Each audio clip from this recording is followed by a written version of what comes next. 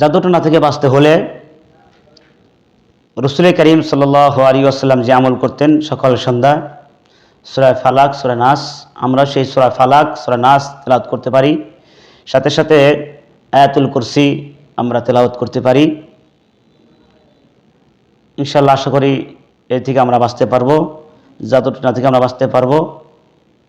আমাদের ছেলে সন্তান ঘর বাড়ি আজ শয়তানের আকড়া হয়ে গেছে। ছেলে সন্তানেরা রাত্রির বেলায় ঘুমানোর আগে মোবাইলের মাধ্যমে বিভিন্ন অ্যাপসের ছবি দেখে, ওইটা কল্পনা জল্পনা করে, রাত্রিবেলায় ভয় পায়।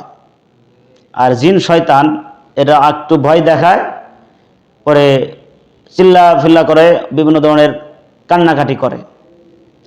এই জন্য এই সমস্ত ঘর বা প্রত্যেকটা ঘরের জন্য উত্তম হলো সূরা বাকারা তেলাওয়াত করা। সূরা বাকারা তেলাওয়াত করলে বরকত আসবে। বাড়ির যে সমস্ত অশুভনীয় আছে, বাড়ির ভিতরে যে সমস্ত অবরকতি জিনিস আছে, অকল্যাণ জিনিস আছে, সেই অকল্যাণ জিনিসগুলি দূর হয়ে যাবে।